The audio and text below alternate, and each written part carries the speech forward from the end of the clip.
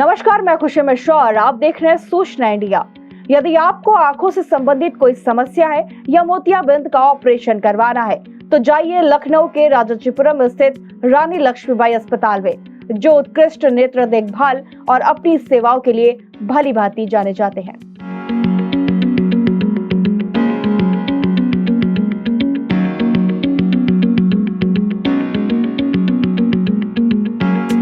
लखनऊ के राजाजीपुरम स्थित रानी लक्ष्मीबाई संयुक्त चिकित्सालय में मरीजों के लिए बेहतर इलाज है, तो वहीं मोतियाबिंद के ऑपरेशन के लिए जाना जाने वाला अस्पताल है, जिसमें डॉक्टर सर्जन कृष्ण प्रताप सिंह मोतियाबिंद का ऑपरेशन किया जाता है। डॉक्टर कृष्ण प्रताप सिंह के द्वारा बताया गया कि हर एक मरीज को प्रॉपर देखा जाता है। रोजाना 100 से 120 मरीज देखे जाते हैं। एक माह में मोतियाबिंद के 150 मरीज का ऑपरेशन भी किया जाता है। बातचीत के दौरान ये भी कहा कि लगभग 30,000 मोतियाबिंद के ऑपरेशन कर चुके हैं। सूचना इंडिया के विशेष संवाददाता मोहम्मद नसीर ने की डॉक्टर कृष्ण प्रताप सिंह से खास बातचीत। कहते हैं कि शरीर में एक महत्वपूर्ण, वैसे तो हर एक अंग महत्वपूर्ण होता है, लेकिन शरीर में जो बहुत महत्वपूर्ण चीज़ है वो इंसान की आंखें। यानी कि अगर आंखें नहीं हैं तो उसकी दुनिया बेजान है। कहीं ना कहीं वो जो आंखें हैं वो हमारे लिए बहुत महत्वपूर्ण चीज़ होती है, और हम उनके लिए क्या कुछ करते हैं, किस तरह से उनका ध्यान रखते हैं, इस बात पे हम चर्चा करेंगे डॉक्टर ए.के. प्रताप जी से, जिन्होंने काफ़ी ऑपरेट किया है और किस तरह का रख रखाव करना चाहिए। हमारे साथ बातचीत करने के लिए मौजूद है। मैं इस समय मौजूद हूँ लखनऊ के रानी लक्ष्मीबाई संयुक्त चिकित्सालय में, जहाँ पे हमारे साथ बातचीत करने के लिए मौजूद हैं। हम इनसे जानकारी लेंगे कि हमें जो आँखों की रख रखाव है वो किस तरह करना है, अगर हमने ऑपरेट किया तो उसके बाद किस तरह से हमें उस पर ध्यान देना है। डॉक्टर साहब, आपका स्वागत है हमारे चैनल में। और जैसा कि मैंने देखा कि आप काफ़ी देर से मरीजों को देख रहे हैं, और ये जो आपका हॉस्पिटल है ये मोतियाबिंद के लिए मशहूर है कि यहाँ पे तमाम ऐसे पेशेंट आए हैं जहाँ पे यहाँ पे इलाज हुआ है, अच्छा इलाज हुआ है। मोतियाबिंद पे काफ़ी ऑपरेट किए आपने, और आँखें क्योंकि शरीर का एक महत्वपूर्ण अंग होता है, किस तरह से हमें उसका रख रखाव करना चाहिए, किस तरह की बातों को ध्यान देना चाहिए? देखिए, आँखें हम लोगों के जीवन के लिए बहुत महत्वपूर्ण हैं और इसका ध्यान हमें बचपन से ही रखना चाहिए। तो हम लोग जो लोगों को, माता पिताओं को एडवाइस देते हैं कि स्कूल से जाने से पहले अपने बच्चे की एक बार ज़रूर आँखों की जांच करा दें, और उसके हर कुछ दिनों के बाद जांचें कराते रहें। अगर मोटे तौर पे देखा जाए तो स्कूल से जाने से पहले एक बार बच्चों की जांच ज़रूर हो जानी चाहिए। एक बार जो वो एडोलसेंट एज में ग्रुप में पहुँचता है तो उस समय जांच हो जानी चाहिए, और 40 साल के आसपास तो एक बार ज़रूर जांच हो जानी चाहिए सभी की आंखों की, और उसके हर 2-3 साल पे आंखों की जांच कराते रहना चाहिए। केपीकन जी, जो आँखें हैं, कहीं ना कहीं लोग क्या करते हैं कि दिन भर, जैसे आज की जो हम लोग की लाइफ स्टाइल है कि हम लोग लाइफ स्टाइल में दुनिया की धूल गर्दा खाते हैं, उसके बाद आँखों के लिए कुछ भी प्रिकॉशन नहीं लेते हैं। जैसे हमें जो है शाम को दिन भर के बाद जब हम घर पहुँचे तो हमें आँखों को वॉश करना चाहिए या चश्मे का इंतजाम इस्तेमाल करना चाहिए। हम लोग कुछ नहीं करते, और जब समस्या का सामना करना पड़ता है तो फिर हम डॉक्टर पास आते हैं। तो किस तरह का हम लोगों को उस पर ध्यान देना चाहिए? देखिए, लाइफस्टाइल मॉडिफिकेशन की ज़रूरत है आजकल की डेट में, क्योंकि हम लोग बहुत ज़्यादा स्क्रीन से अब अटैच्ड हो गए हैं और मोबाइल वर्क बहुत ज़्यादा बढ़ गया है हम लोगों का। तो सबसे जो अलार्मिंग चीज़ आजकल देखने को आ रही है कि छोटा बच्चा भी बहुत टाइम तक मोबाइल देखता रहता है, और उसकी आउटडोर एक्टिविटीज़ बहुत कम हो गई हैं। बाहर बच्चा खेलने नहीं जा रहा है, सन एक्सपोजर बहुत कम है उसका। इसके कारण से बहुत ही यंग बच्चों को चश्मा लग जा रहा है, जिसको हम लोग कहते हैं मायोपिया, दूरदृष्टि दोष। तो इसके कारण हम लोगों को ये ध्यान देने की ज़रूरत है कि इसकी जागरूकता हम लोग जनमानस में बढ़ाएं, कि अपने बच्चों को थोड़ा समय ज़रूर कहें कि आउटडोर एक्टिविटीज़, सन एक्सपोजर में ज़रूर रहें, और मोबाइल या स्क्रीन से जो रिलेटेड वर्क हैं उसको थोड़ा लिमिटेड रखें। वैसे तो आँखें भगवान ने हम लोगों को सबको स्वस्थ लगभग दी हुई हैं। कुछ ऐसे विशेष चीज़ें होती हैं जो लोग हाई रिस्क पे रहते हैं, जैसे डायबिटीज़ वाले पेशेंट कुछ हाई रिस्क पे रहते हैं, और भी कुछ आनुवंशिक बीमारियां हैं जो हाई रिस्क पे रहती हैं आई से रिलेटेड। तो उसका अगर हम ज़्यादा ध्यान न रखते हुए सामान्य जनमानस के बारे में बात करते हैं, तो हमारा खान पान स्वस्थ होना चाहिए। हमें संपूर्ण कम से कम 6 से 8 घंटे की नींद लेनी चाहिए। थोड़ा बहुत एक्सरसाइज करना बहुत ज़रूरी है, संतुलित खाना खाते रहें, तो ये बहुत ही इतना करते रहेंगे तो हमारी आंखों में कोई दिक्कत लंबे समय तक नहीं आएगी। सिंह साहब, जैसे कि आपने बच्चों की बात की, बहुत अच्छी बात की। आज के युग में हमारे जो बच्चे हैं, जो 2 साल के हैं, 3 साल के हैं, अक्सर उनको देखा गया है कि उनके जो गार्जियन होते हैं, बच्चा रोता तो मोबाइल उसको दे देते हैं। कहीं ना कहीं बच्चा उस मोबाइल को इस्तेमाल करता है और मैं देखता हूँ कि काफ़ी समय तक इस्तेमाल करता है। तो ज़्यादा इस्तेमाल करने से इन तरह के बच्चों को किस तरह का नुकसान हो सकता है? ऐसे बच्चों में ये देखने को मिला है कि वो एक वर्चुअल वर्ल्ड अपना अलग से दुनिया बना लेते हैं और इन बच्चों में अटेंशन डेफिसिट भी होने लगता है कि उनको किसी चीज़ पे कंसंट्रेट करके पढ़ने या किसी चीज़ पे ध्यान लगाने में दिक्कत आने लगती है पढ़ाई के समय पे। और जैसा हमने बताया, इनकी इंडोर एक्टिविटीज़ ज़्यादा हो जाती है, तो ये शारीरिक रूप से उतने सक्षम नहीं हो पाते हैं, क्योंकि इंडोर एक्टिविटीज़ होने के कारण इनका शारीरिक विकास उतना नहीं हो पाता है जितना होना चाहिए। और अगर हम आउटडोर एक्टिविटीज़ करते रहते हैं या सन एक्सपोजर के उसमें रहते हैं तो प्रकृति में रहते हैं, प्रकृति में रहने पे हमारा स्वास्थ्य भी अच्छा रहता है और हमारे शरीर का पूरा विकास भी होता है। तो जो हम लोग ये बच्चों को मोबाइल टाइम, इसको हमें थोड़ा लिमिट करना चाहिए। ऐसा तो नहीं है, आजकल की बहुत सारी चीज़ें हैं जो हमारे लिए ज़रूरी हैं। ऑनलाइन क्लासेस चल रही हैं, बच्चे कुछ पढ़ भी रहे हैं, चीज़ें सीख भी रहे हैं, बहुत अच्छे से कंटेंट भी है सोशल मीडिया के थ्रू, तो उसको हम लोग इग्नोर नहीं कर सकते, लेकिन टाइम के साथ हमें थोड़ा लिमिट करना पड़ेगा टाइम, स्क्रीन टाइम। डॉक्टर साहब, मोतियाबिंद एक शब्द है। मोतियाबिंद के बहुत सारे पेशेंट ऐसे आते हैं जो मोतियाबिंद के शिकार हो चुके हैं। मोतियाबिंद जैसी बीमारी आंखों में जो आती है, उसका कारण क्या होता है, किस तरह से आती है और क्या कोई रखरखाव में हमें कुछ तब्दीली करनी पड़ेगी, या इस तरह की जो बीमारी आती है उसका कारण क्या है?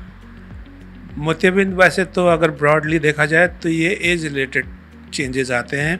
ये एक बीमारी ना होके ये समय के साथ हो जाने वाली चीज़ है जो लगभग 60 साल के आसपास ज़्यादातर लोगों को हो जाता है। लेकिन कई कारणों से और भी कई ऐसी बीमारियां हैं, चोट लग जाने से या सेकेंडरी कई ऐसे कॉजेज़ हैं जिनके कारण भी मोतियाबिंद हो जाता है। कभी कभी ऐसा भी देखा जाता है कि नवजात शिशु में भी मोतियाबिंद होता है, तो उसको हम लोग कंजेंटल कैटरेक्ट कहते हैं। या बच्चा जैसे जैसे विकास कर रहा है, एडोलेसेंट एज में भी कई लोगों को कैटरेक्ट हो जाता है। तो अगर पूरे पर्सपेक्टिव को देखा जाए तो मोतियाबिंद ऐसी चीज़ है जिसको हम लोग बहुत सरलता से ठीक कर सकते हैं। और जहाँ तक गवर्नमेंट ऑफ इंडिया की तरफ से जो नेशनल ब्लाइंडनेस कंट्रोल प्रोग्राम चलाया जा रहा है, हमारे सरकारी अस्पतालों में इसका निःशुल्क इलाज है। सभी दवाएं, सभी तरह के जितनी भी चीज़ों की आवश्यकता होती है निःशुल्क दी जाती हैं।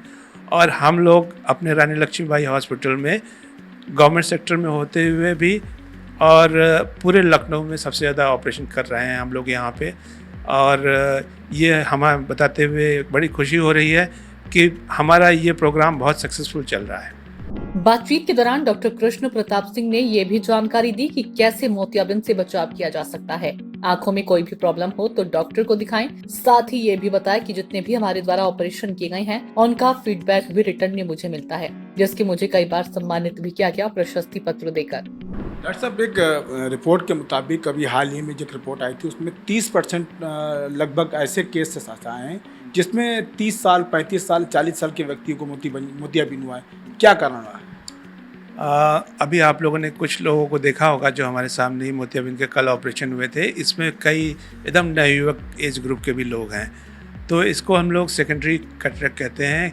ये किन्हीं कारणवश, जैसे आंखों में लाली आ जाना या कभी चोट लग जाना या चाइल्डहुड अर्ली एज से ही डायबिटीज़ होना या और भी बहुत सारी ऐसी आनुवंशिक बीमारियां होती हैं जिसके कारण हमारे आंखों में मोतियाबिंद कभी कभी जल्दी भी हो जाता है। तो ये वैसे ही एज ग्रुप के लोग हैं जिनको सेकेंडरी कैटरेक्ट हो गया है। और एक होता है सेनाइल कैटरेक्ट। सेनाइल कैटरेक्ट ज़्यादातर ये वृद्धावस्था में होता है और देखा जाए तो दोनों का ही इलाज आज की डेट में संभव है। इतना ज़्यादा इनोवेशन और टेक्नोलॉजी इतनी एडवांस हो गई है कि हम लोग बहुत आसानी से और बहुत अच्छे आउटकम के साथ सर्जरी कर रहे हैं आजकल। डॉक्टर साहब, जैसे कि बहुत ही फेमस ये हॉस्पिटल रहा है रानी लक्ष्मीबाई मोतियाबिंद के मामले में, आपके आने के बाद यहाँ पे कितने ऐसे ऑपरेट आपने किए होंगे जो बहुत ही टिपिकल हों और मुझे लग रहा है कि काफ़ी समय आपको यहाँ हो गया है, तो कितने ऑपरेट आपने अब तक किए? पिछले 6 साल से मैं यहाँ पे हूँ। इससे पहले मैं Ram Manohar Lohia institute of medical sciences में था। तो पिछले 10-15 सालों में अगर देखें तो मैं लगभग हर साल 2000 से ज़्यादा ऑपरेशन कर रहा हूँ। तो और अभी तक मैं करीब 30,000 ऑपरेशन कर चुका हूँ मोतियाबिंद के। तो गिनती में बताना तो बहुत मुश्किल होगा कि, लेकिन हर दिन लगभग हर अल्टरनेट डे मैं ऑपरेशन कर रहा हूँ और ऐसे बहुत सारे जटिल केसेस आते रहते हैं हमारे पास, लेकिन हम लोग बहुत सफलता से उनका ऑपरेशन कर रहे हैं और वो लोग बहुत खुश जा रहे हैं यहाँ से। आज की डेट में यहाँ पे कितने पेशेंट आते हैं आइस के जो आपके पास में डेली आते हैं, ओपीडी करते हैं? करीब 120 से 150 पेशेंट डेली आते हैं हमारे ओपीडी में, और लगभग आज की डेट में गर्मी होते हुए भी हम लोग 10 से 12 ऑपरेशन अल्टरनेट डे कर रहे हैं। जैसा कि देखा गया कि लोग कभी कभी परेशान होते हैं कि उनको इलाज नहीं मिल पाता है, तो कैसे क्या प्रोसेस है? अगर किसी को मोतियाबिंद की शिकायत हो या आपके तक आना चाह रहा हो या ऑपरेट करना चाह रहा हो, तो क्या प्रोसेस है? मरीज को हमारे हॉस्पिटल में आना है रजिस्ट्रेशन करा के, और हमारे वहाँ 3 नेत्र सर्जन हैं, और अल्टरनेट डे के साथ साथ हम लोगों की ओपीडी और ओटी चलती रहती है, और हमको रजिस्ट्रेशन कराने के बाद उसको ओपीडी में दिखाना है। हम सभी जांचें करने के बाद अगर सही होता है, लगता है हमें कि आँख ऑपरेशन करने से ठीक हो जाएगी, तो हम उसे सलाह देते हैं। कुछ हमें जांचें करानी होती हैं ब्लड से रिलेटेड, और कुछ और भी पैरामीटर्स वो हम जांच करते हैं। उसके बाद लेंस की जांच हो जाने के बाद जितनी जल्दी हो सकता है हम उसको ऑपरेशन के लिए शेड्यूल कर लेते हैं। लगभग 5 से 7 दिन लगता है इन प्रोसेसेस में, और बहुत सरलता से हो जाता है। सब दवाएं, सब चीज़ें, खाने की दवा, आँख में आई ड्रॉप्स, सब चीज़ें हमारे वहाँ उपलब्ध हैं। और यहाँ के ज़्यादातर मरीजों से मैं फ़ीडबैक लेता रहता हूँ कि उन्हें कोई ऐसी दिक्कत तो नहीं आ रही है। तो ज़्यादातर लोगों का फ़ीडबैक यही है कि वो काफ़ी खुश आ रहे हैं यहाँ से। हमारे दर्शकों को जानना चाहते हैं कि अगर हमें अपनी आँखों को ठीक रखना है, कोई प्रॉब्लम ना हो, तो हमें किन किन बातों का ध्यान रखना चाहिए? देखिए, हमारे जैसे बचपन से ही हमें स्वस्थ रहने की एक प्रक्रिया अपनानी चाहिए। और आजकल ये भी देखने में आया है कि ज़्यादातर, जो मैं बार बार चीज़ों कह रहा हूँ, कि हमारी इंडोर एक्टिविटीज़ ज़्यादा हो गई है, आउटडोर एक्टिविटीज़ काफ़ी कम हो गई है। तो आउटडोर एक्टिविटीज़ कम हो जाने के कारण आजकल भारत में ही नहीं, पूरे विश्व में ये देखा जा रहा है कि हमारे बच्चों में दूरदृष्टि दोष का काफ़ी इंसिडेंस बढ़ गया है, और बच्चे हमारे वज़न, ओबेसिटी ज़्यादा हो रही है बच्चों में। तो अगर हम अच्छी हैबिट्स इनकलकेट करेंगे शुरू बचपन से ही बच्चों में, तो ये सब चीज़ें कम होंगी। ओबेसिटी से रिलेटेड और भी बहुत सारी दिक्कतें हैं, जैसे आर्थराइटिस, हार्ट डिजीज़, और भी बहुत सारी दिक्कतें हैं। एक सोशल स्टिग्मा भी लग जाता है ओबेसिटी के कारण। तो मेरी यही सलाह है कि बच्चों को थोड़ी फिज़िकल एक्टिविटीज़, स्पोर्ट्स में ज़रूर आप भेजें, आउटडोर एक्टिविटीज़ ज़रूर कराएं, थोड़ा स्क्रीन टाइम कम रखें, और जो ये फास्ट फूड हैं और जो फैट रिच डाइट हैं थोड़ा रिस्ट्रिक्टेड रखें, और इन सब चीज़ों का ध्यान रखेंगे तो सब हम स्वस्थ रहेंगे और आंखों में कोई दिक्कत नहीं आएगी लंबे समय तक। डॉक्टर साहब, एक सवाल और है, जो लोग ऑपरेट करा चुके हैं, मोतियाबिंद का ऑपरेशन करा चुके हैं, उन्हें किन किन बातों का ध्यान रखना चाहिए? जो मुख्य सलाह हम लोग ऑपरेशन के बाद देते हैं कि समय समय से दवा डालते रहें, आँखों को शुरुआत के कुछ दिनों में संभाल के रखें, सन एक्सपोजर, बाहर की एक्टिविटीज़ थोड़ी कम रखें, और कुछ दिन, आजकल ऑपरेशन इतना सोफिस्टिकेटेड और इतना एडवांस हो गया है कि इसमें बहुत छोटा चीरा लगता है और इसमें ज़्यादा दिक्कत नहीं आती है। तो ऑपरेशन के तुरंत अगले दिन से ही आदमी अपनी डेली एक्टिविटीज़ शुरू कर सकता है, और 7 दिन के बाद हम लोग ज़्यादातर पेशेंट्स को एडवाइस करते हैं कि वो अपना नॉर्मल रूटीन फॉलो कर लें। अगर उन्हें इंडोर एक्टिविटीज़ के हिसाब से अगर ड्यूटी जाना हो तो वो वहाँ जा सकते हैं।